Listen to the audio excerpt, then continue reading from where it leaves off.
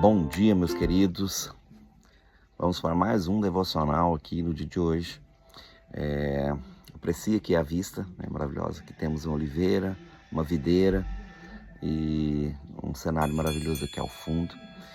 Não esqueça de deixar, né, aqui o seu like e compartilhar esse vídeo aí com alguém.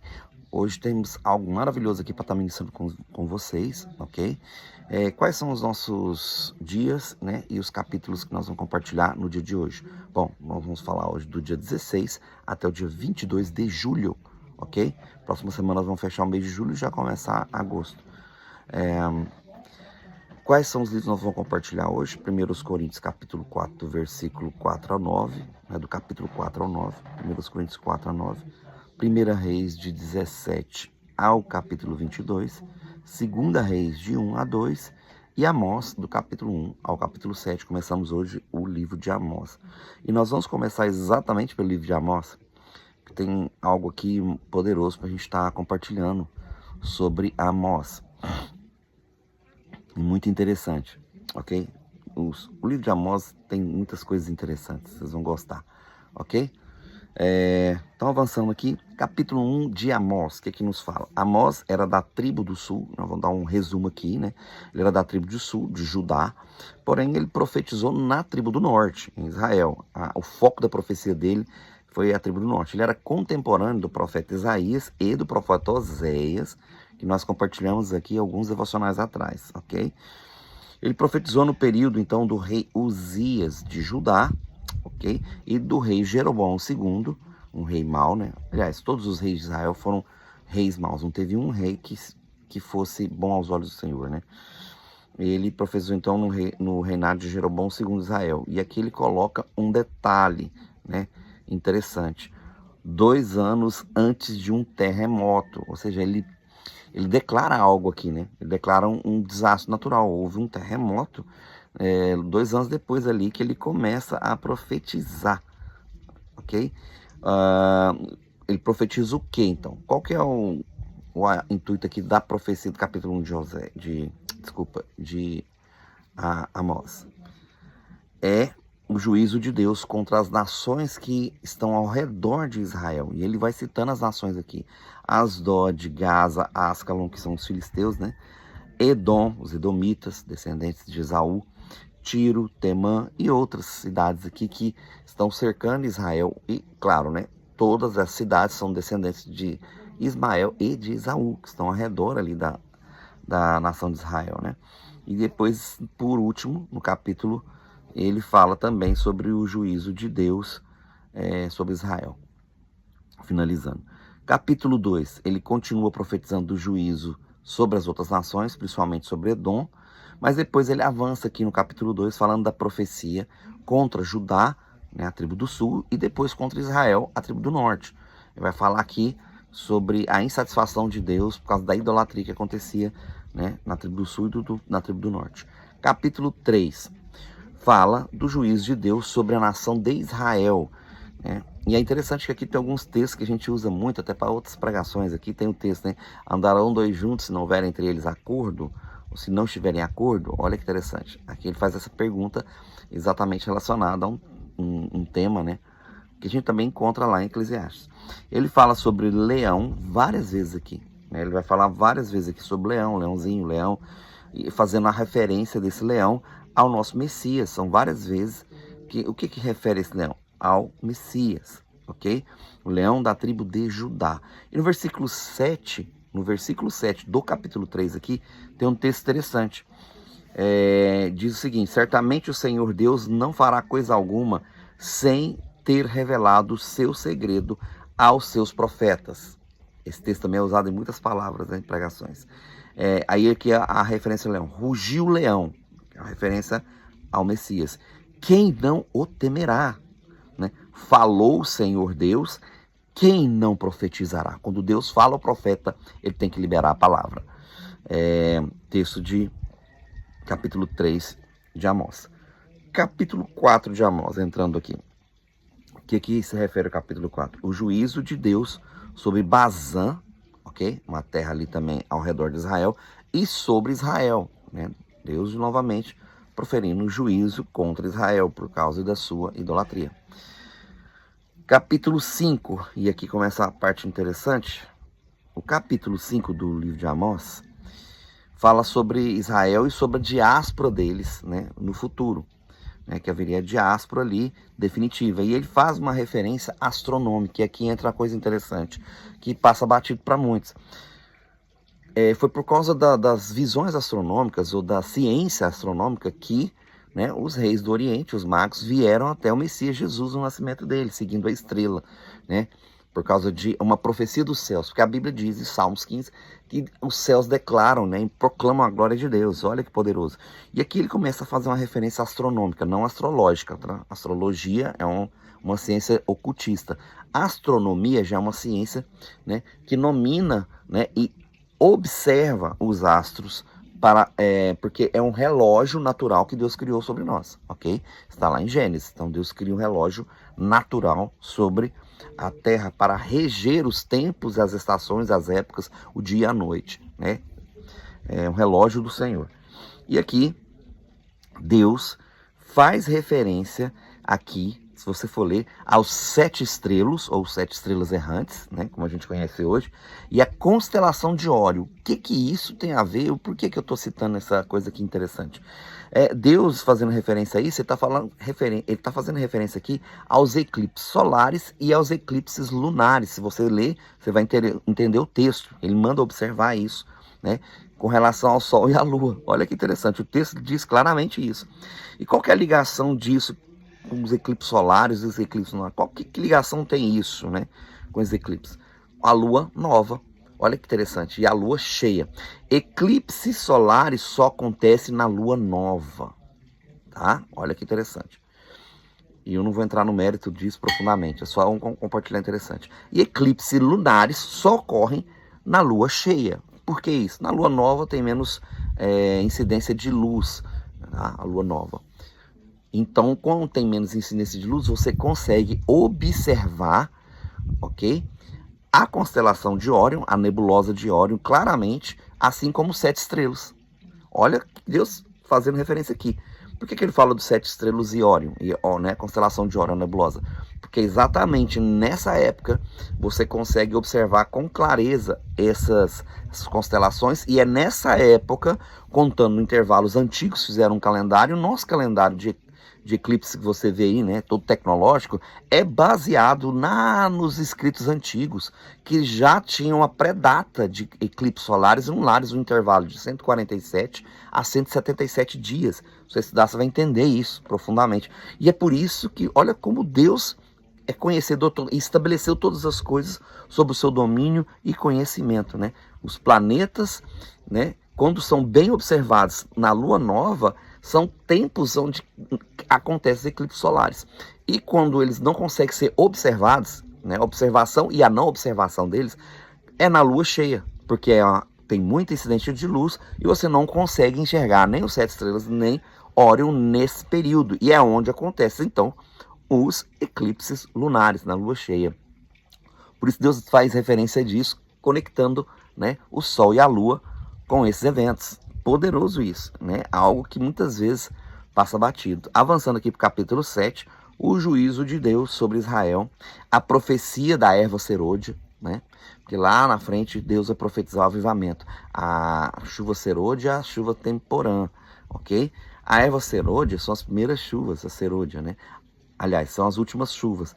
A temporã são as primeiras. As chuvas temporã e as serôdias. Serôdias são as chuvas torrenciais. E aqui ele profetiza que a erva, né, proveniente da chuva serôdia, que são as últimas chuvas que faz nascer o grande, seriam comidas pelos gafanhotos.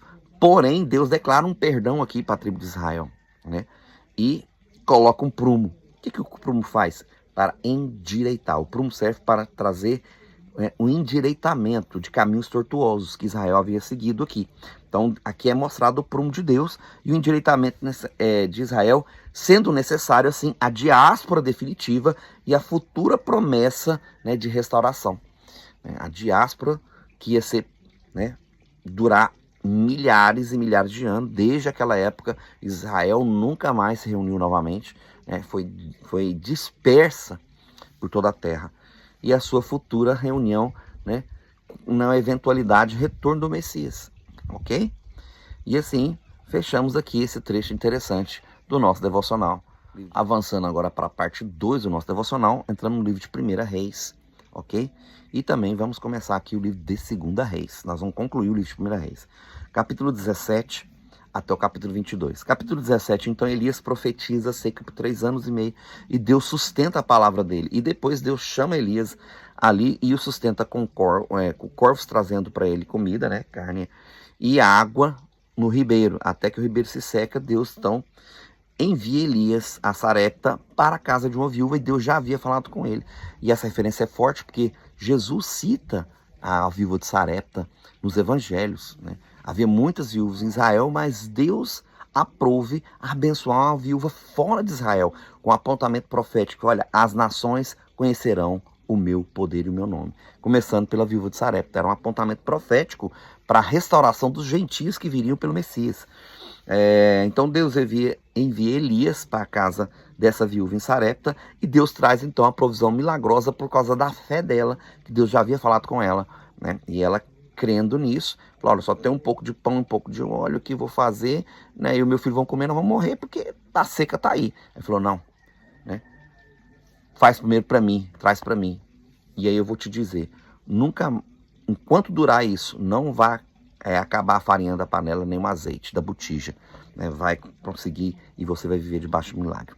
E Deus honra a palavra de Elias até até acabar a seca. Durante essa estadia dele na casa dessa viúva, esse período que ele ficou lá, a gente não sabe quanto tempo, 1 ano, 2 anos, 3 anos, a morte do filho dela. Ela tinha um filho, e o filho dela morre de uma doença. E ela fala: olha, você trouxe maldição aqui para minha casa. E ele então, Elias sobe lá, deita sobre o corpo do menino, faz a oração, e Deus volta à vida dele. Ele entrega o filho para a viúva, e ela diz: agora eu sei que o seu Deus é um Deus poderoso e é o verdadeiro Deus. Então ela honra a Deus ali. Capítulo 18, Deus manda Elias então descer até Acabe para anunciar a chuva. Só que antes disso, Obadias, o mordomo do rei, que havia escondido, 100 profetas, a pão e água, sustentado eles no período de seca, de 50 e 50, em 2 grupos de 50, é chamado por Acabe e fala para olha, nós vamos procurar erva para os cavalos, para os animais, porque está acabando a erva, então nós temos que sair procurando. Então Acabe sai para um lado, Obadias sai para o outro, e Elias vai em encontro de Obadias, e encontra com ele e fala: olha, vai lá e fala para Acabe que eu vou ter com ele, eu tenho uma profecia para ele. E Obadias fala: olha, Senhor, eu não vou, porque eu temo ao Senhor, eu temo a ti como profeta, mas eu temo também a mão do rei, porque se o Senhor não for, o rei vai me matar. Aí falou assim: não, tão certo como vive o Senhor, vá ter com ele, porque eu vou lá e vou anunciar essa profecia a ele. Se reúna com ele. E aí ele obedece a palavra de Elias e vai até Acabe. Elias chega até Acabe então e declara o seu pecado, ou seja, o pecado de Acabe, para ele, e faz um desafio. Aqui entra o desafio de Elias aos profetas de Baal, à vista de todo o povo, e diz: se Baal é Deus, ou se Deus é Deus, vamos fazer o teste agora. Então, quem for Deus, vocês vão seguir esse. Então ele manda chamar os 450 profetas de Baal para subir ao Monte Carmelo, e ali então fazer o desafio, Cada um iria matar ali um cordeiro, um animal, colocar sobre um altar que eles iam fazer ali, e fazer as suas orações. Quem respondesse com fogo do céu seria o verdadeiro Deus. Olha que interessante aqui. Elias permite que os profetas de Baal vá primeiro, e aí eles ficam ali, período da manhã toda até o meio-dia, clamando, e Elias zombando deles. Grita mais alto, talvez ele está dormindo, talvez ele viajou. E aí depois do meio-dia eles começam a se dilacerarem, ou seja, bater na sua própria carne, misturando o sangue deles com o sangue do sacrifício, mas não são respondidos. Então Elias restaura então ali à vista do povo o altar do Senhor, com 12 pedras segundo as tribos de Israel, manda cavar uma vala ao redor desse altar. Olha que interessante, do tamanho de 2 medidas de sementes, que dá mais ou menos 50 centímetros, 2 palmos, ou um côvado, de largura, por 25 centímetros aproximadamente de profundidade. E manda jogar 3 medidas de água ali, que é mais ou menos 70 litros cada medida de água, com jarros de água ali, até que toda a oferta, todas as pedras estejam bem molhadas e o rego ao redor que ele cavou esteja cheio de água. Fazendo isso, Elias faz uma oração, uma única oração. Deus, para que todos saibam que tu és Deus em Israel, então, e saiba que eu sou o profeta enviado por ti, né? Que venha e consuma essa oferta. E cai fogo do céu, diz a Bíblia, e queima não só o sacrifício, mas queima todas as pedras e lambe a água que está ao redor, deixando seco ali. É como se fosse uma explosão, literalmente, né? Um fogo caiu como se fosse uma explosão, isso, bum, e explodisse, porque as pedras são queimadas e despedaçadas, e aquele ribeiro, né, que ficou ali, que eles jogaram água, é completamente seco, e a oferta completamente tudo consumido ao mesmo tempo e lambido pelo poder de Deus. E o povo vê, né, que Deus é Deus, e Elias manda descer os profetas para o ribeiro de Quizon, e ali ele mata todos os 450 profetas de Baal, junto com o povo, claro, né?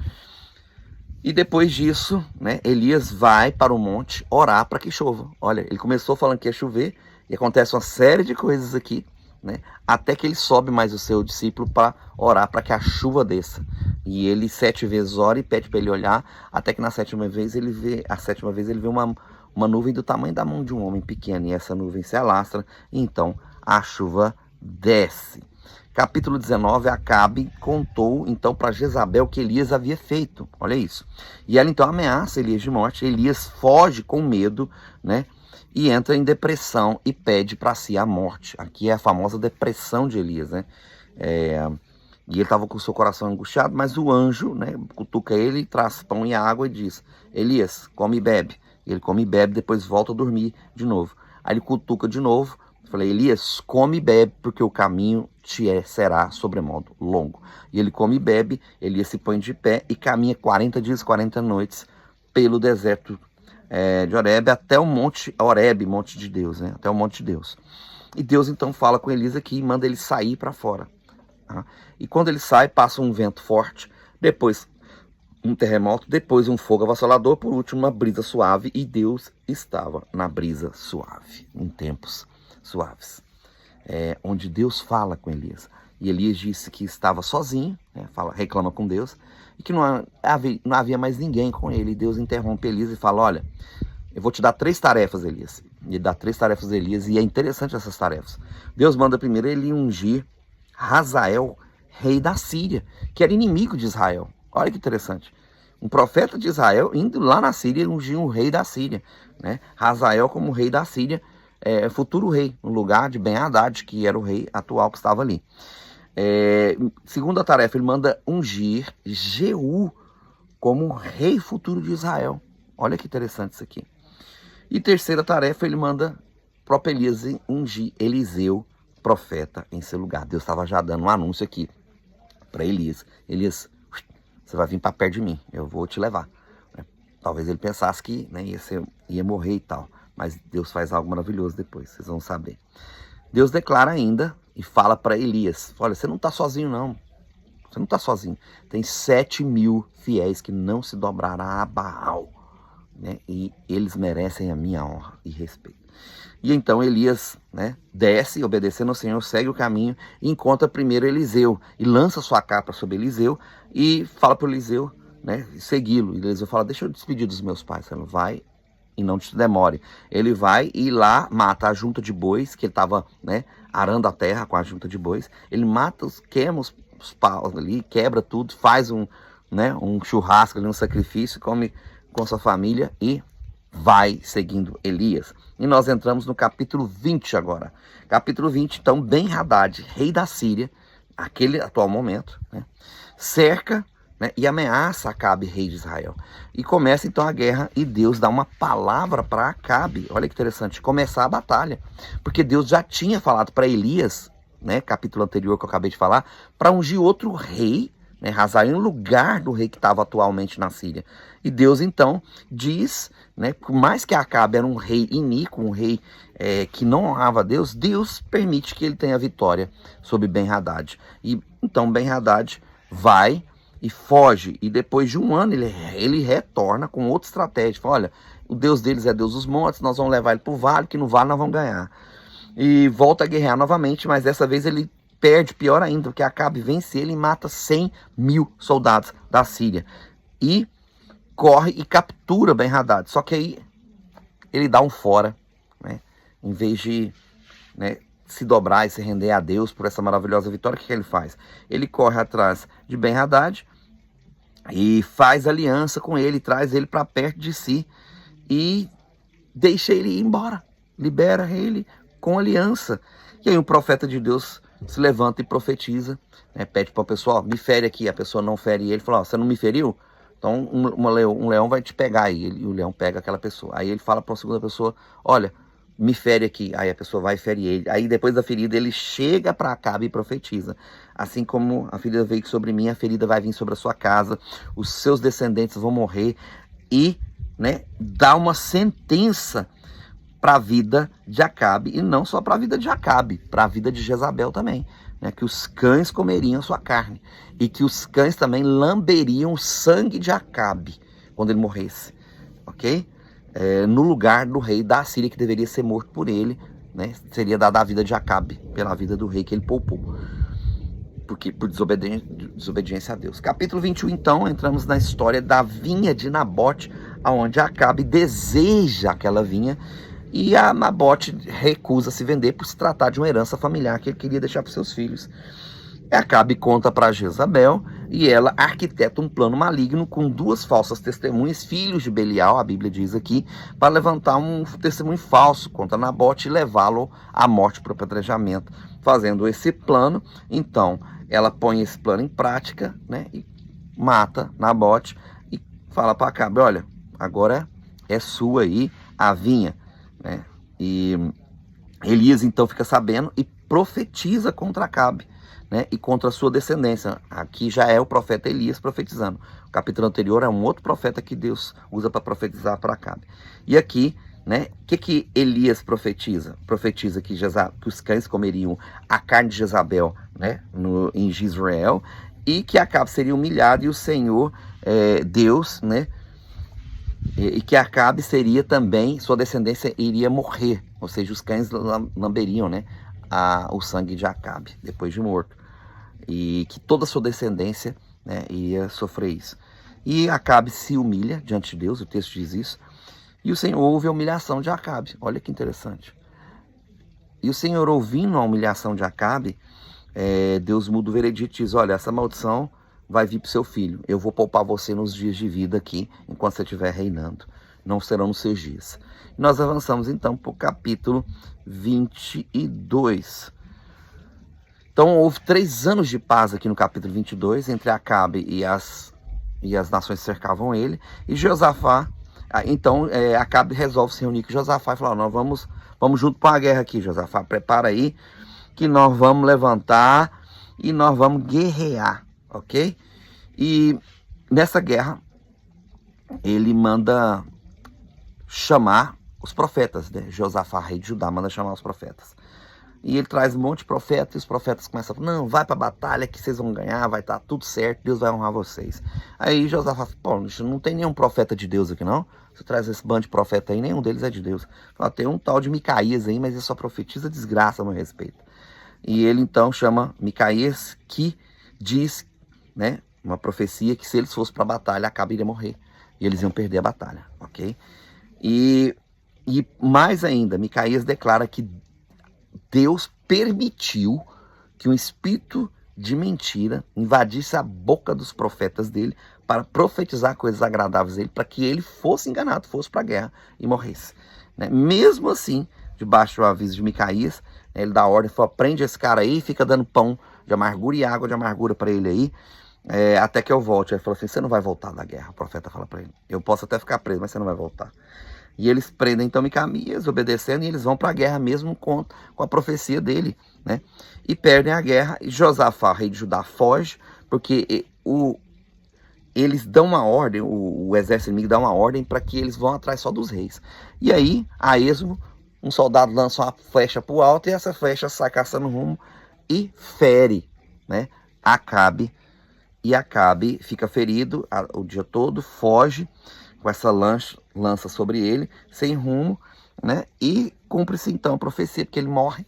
E eles levam o carro de Acabe para ser lavado ali no castelo. E o sangue dele escorre e os cães lambem a água com sangue de Acabe, segundo a profecia que se cumpriu. E Acasias, então, que é filho dele, reina em lugar de Acabe e faz exatamente o que era mal aos olhos do Senhor, ok? E Jeosafá reina, né, em Judá por 25 anos e faz o que é reto diante do Senhor. Jeosafá para Judá foi um bom rei. E entramos então em em 2 Reis, capítulo 1, livro de 2 Reis. Depois, então, da morte de Acabe, Moabe se rebela contra Israel e Acasias, rei de Israel, que é filho de Acabe, fica doente, ok? E Elias profetiza a morte dele, né? Acasias fica doente e Elias profetiza que ele vai morrer. Ele vai morrer. E ele então envia 50 homens para buscar Elias. E quando eles chegam lá, falam: homem de Deus, desce daí. Fala: eu sou homem de Deus, então desça fogo do céu e consuma você. Então cai fogo do céu e mata os 50. Ele manda um segundo grupo com 50 homens. E ele fala: homem de Deus, desce aí que nós vamos levar você para um rei. Ele fala: eu sou homem de Deus, desça fogo do céu e consuma vocês aí. Cai fogo do céu, mata os outros 50, completando 100 soldados mortos. E o rei, Acasias, manda um terceiro grupo de 50 homens, que esse capitão dos 50 chega e se humilha, se ajoelha diante do profeta Elias e clama por misericórdia e pede perdão e pede para que, se porventura, ele poderia ir com ele e acompanhá-lo até o rei. Aí o anjo aparece para Elias e fala: com esse aí você pode ir.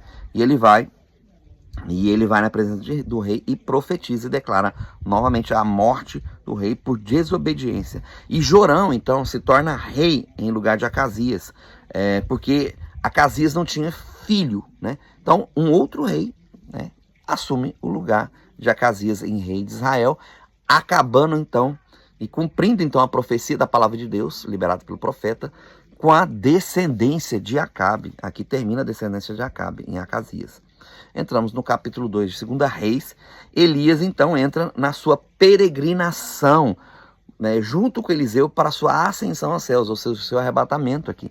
Deus já falado com eles, já havia falado com vários profetas, e eles vão peregrinando por 3 lugares diferentes. Cada lugar o profeta falou: olha, ele vai ser tomado aos céus, né? Se você estiver com ele, né, você vai ver e a unção dele virá sobre você, mas falando: não vou me apartar dele. Falou: não, fica aqui. Não, eu vou seguir Elias para onde ele for, porque eu, né, vou pegar a unção dele. E ele vai acompanhando Elias. Até que, chegando ali junto ao Jordão, Elias fala: o que você quer de mim? Aí ele fala assim: eu quero porção dobrada da unção que está em ti. Ele falou: dura coisa pediste. Se você me ver subir aos céus, a unção vai vir sobre você. E quando eles atravessam e batem a capa no Jordão, o Jordão se abre, eles atravessam a pé enxuto, chegam lá na frente, os carros de fogo separam os dois, e Elias é tomado e é levado num redemoinho, não num carro de fogo, como dizem, né? O carro de fogo separa os dois, né? Meu pai e seus cavaleiros de fogo, né? Ali, como diz o texto, mas ele é levado sobre um redemoinho. E a capa dele cai, Elias, né, toma e põe a capa dele, chega junto ao Jordão e bate a capa, o Jordão se abre, e ele passa ali e começa então a profetizar sobre Israel. Começa então o seu ministério aqui na mesma unção, na porção dobrada que Elias. E Eliseu, já nesse capítulo, né, chamado, falou: as águas estão amargas ali e tal. Falou assim: olha, me traz um prato. Ele põe sal, deita sal, joga nas águas, as águas voltam a ficar doces, ou seja, são purificadas. Daí ele sai em caminho e uns jovens começam a humilhá-lo e a falar mal dele e a falar mal do profeta Eliseu. E ele fala assim: olha, o Senhor, né, vai pegar vocês. E 2 ursas então saem, né, da mata e dilaceram os 42 jovens que falavam mal de Eliseu aqui, ok? Trazendo juízo. Então, nós encerramos então essa parte aqui, 2 Reis, capítulo 2, né? Voltamos, terceira parte do nosso devocional. Entramos então no livro, continuando aqui o livro de 1 Coríntios, né? Vamos para o capítulo 4 já até o capítulo 9. Capítulo 4, Paulo fala sobre os dispenseiros de Deus, né? Sobre aqueles que exercem ministério, ou servos em seu ministério. E ele diz o seguinte, que quem exerce ministério são servos. né? E os servos têm que se portar como servos e não ir além daquilo que está escrito, ok? Não inventar a moda, vamos dizer assim, né? Na palavra de hoje, não inventa a moda, não vá além daquilo que está escrito. Use a palavra escrita, né? O logos, o rema virá mediante o logos, ou seja, a palavra escrita vai trazer a revelação de Deus. Não é? Estou aqui transliterando o que Paulo diz. Ou seja, não vá além daquilo que está escrito. Trate com seriedade o seu ministério. E ele fala também da humildade do servo, né? Do mesmo servo. E aqui ele entra numa parte interessante, no versículo 9 diz: porque tenho para mim que Deus a nós, apóstolos, nos pôs a nós, né? Por últimos, como condenados à morte, pois somos feitos espetáculo ao mundo, aos anjos e aos homens. O termo aqui usado é remadores do último porão. Paulo fala aqui condenados à morte, o termo aqui é remadores do último porão, que significa que no último porão das galés romanas, aqueles que remavam, que eram condenados pelo Império Romano, eles iam para essas galés, as últimas, e eles eram ali obrigados a remar até a morte. Eles não poderiam sair dali, que ali eles ficavam acorrentados, ali eles tinham que fazer suas necessidades, ali eles comiam o resto, e ali eles eram como condenados à morte, ok? Eles morriam ali remando. É poderoso isso, porque Paulo está falando sobre uma entrega completa e total ao ministério. Capítulo 5, Paulo então fala sobre os pecados sexuais. E aqui ele cita um filho que abusava a esposa do pai. É terrível isso. Ele diz ser pior que os incrédulos isso. E manda entregar o corpo dele a Satanás para sofrer o dano na carne e para salvar o seu espírito, né? Porque um pouco de fermento leveda toda a massa. E Paulo começa a entrar assim, ele fala um pouco aqui do contexto das solenidades judaicas, né?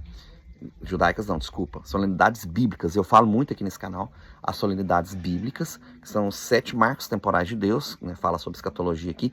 E ele cita aqui então a solenidade dos pães asmos, né?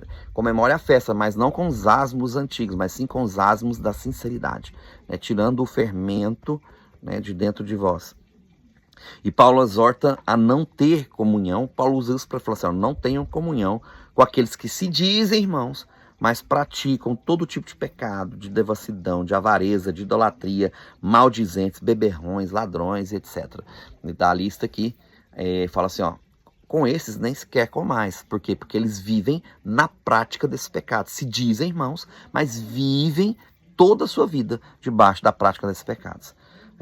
Paulo entra então no capítulo 6 e Paulo exorta aqui a não levar irmãos do tribunal. Olha só, outro problema acontecendo aqui, né? Primeiro capítulo 5 falando sobre pecados sexuais na igreja, capítulo 6 falando sobre exortar os irmãos a não levarem outros irmãos nos tribunais, porque isso é mundano, é ruim, né? Vocês não sabem que vocês vão julgar os anjos? Espera aí, se vocês têm capacidade futura no espírito de julgar os anjos, por que não julgar causas comuns no meio de vós, né? Se necessário, sofrendo dano. Isso não é de Deus, Paulo fala, né? A lista dos que não vão herdar o reino, aí Paulo fala que a lista, né? Os ladrões, beberrões, feiticeiros, devassos, os prostitutos e assim por diante. E também todas as coisas, Paulo fala aqui, todas as coisas me são lícitas, mas nem todas me convêm. Todas as coisas me são lícitas, mas eu não me deixarei ser dominado por nenhuma delas. E aqui, nesses argumentos, os gregos usam um argumento aqui que o alimento é para o ventre e o ventre é para o alimento, né? E que isso era lícito, por quê? Porque o corpo é para a prática sexual e o sexo é para o corpo, porque senão Deus não teria criado assim. E Paulo fala assim, não, o corpo não é para sexo, o corpo era para o Senhor. O corpo é templo do Espírito. Ou não sabeis vós que aquele que se une com a prostituta se torna uma só carne com ele, e aquele que se une com o Senhor se torna um só espírito com ele. Então o seu corpo é para se unir com o Senhor, é templo do Espírito, ok? Você não pode pegar aquilo que é de Deus e, né, dar para uma meretriz. Se caso isso acontecer, arrependa imediatamente, que haja arrependimento e volte-se ao Senhor com arrependimento, ok? Torne-se ao Senhor, porque aquele que se une ao Senhor se torna um só espírito com ele. Vós sois templos do Espírito, o Senhor tem ciúme de vós. Paulo fala que agora no capítulo 7, Paulo fala sobre então casamento. Agora Paulo vai entrar nos méritos do casamento e daqueles que são solteiros. Paulo fala então sobre o casamento, melhor que não se case, né, para servir o Senhor, porque aquele que é solteiro se dedica ao Senhor, mas aquele que é casado, né, tem que se dedicar ao seu cônjuge. Então, melhor, se você quer servir o Senhor, melhor que não se case. É um conselho de Paulo.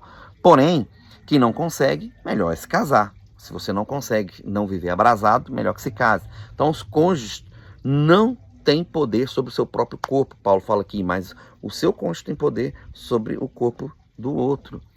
Por quê? Porque não pode privar. E Paulo fala sobre a privação. Então, não priveis, né, o toque no seu corpo do outro. Por quê? Porque isso é pecado diante do Senhor. A não ser a salvo por mútuo consentimento e por um pouco espaço de tempo. Paulo exorta sobre isso. Paulo diz também para não se divorciar. Não digo eu, mas o Senhor diz, não se divorcie. Mas se caso isso acontecer, não se case novamente. Ok? E aquele que é casado com descrente, não se divorcie, mesmo que seja casado com descrente. Porque por causa da santificação, né, do seu corpo, você pode santificar o descrente e ele pode ser um dia um servo do Senhor. Ok? E aí Paulo vai falando aqui, se tem alguém que se converteu, né, e for circuncidado, né, continue assim. E se não for circuncidado, não se circuncide. Porque a circuncisão e a incircuncisão diante de Deus não é nada.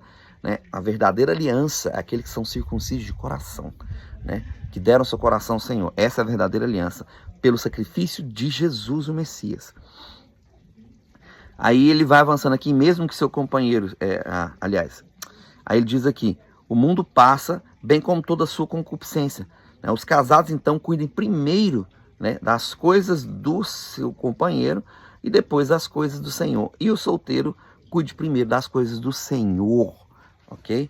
Quem ficar viúvo, porém, pode se casar novamente, mas, porém, aconselho que melhor não se casar, né, que continue servindo ao Senhor em primeiro lugar. Capítulo 8, Paulo fala... Então, sobre os alimentos, agora Paulo volta seu foco para os alimentos sacrificados, ou coisas sacrificadas a ídolos, claro, aqui em priori ele fala dos alimentos. E ele diz o seguinte, né, que ídolo em si mesmo, ele não é nada, né, mas existe um só Deus, esse é o Deus dos céus. Porém, as pessoas fracas muitas vezes ainda se sentavam e comiam aquelas comidas sacrificadas a ídolos. E Paulo fala sobre isso, fala, olha, não condenem eles, porque eles ainda têm consciência fraca. E o comer e o beber também diante de Deus não é mais importante do que o bom relacionamento com o seu próximo e ganhá-lo, né, para o Messias, para o reino de Deus. E Paulo fala sobre isso, para não usar também, né, dessa liberdade para você ir lá e se assentar e comer a comida da idolatria, porque você tem consciência disso. E a sua consciência vai te acusar, bem como as pessoas que, né, podem ser fracos com concernente a isso e ver você comendo comida sacrificada a isso e se afastar do Senhor por causa de você. Então, Paulo, não faça isso, não use da sua liberdade para ferir os fracos, né, que não concordam com essa atitude. Dois tipos de fracos aqui, aqueles que comem porque não têm a consciência, e aqueles que, né, usam dessa liberdade, vão lá, comem-se com um falso pretexto de, eu vou ganhar esse cidadão aqui para Jesus. Mas vão lá e comem e, né, enfraquecem os outros que condenam aquela prática. Então, a nossa consciência, que é a mente do Espírito, é ela que deve nos guiar.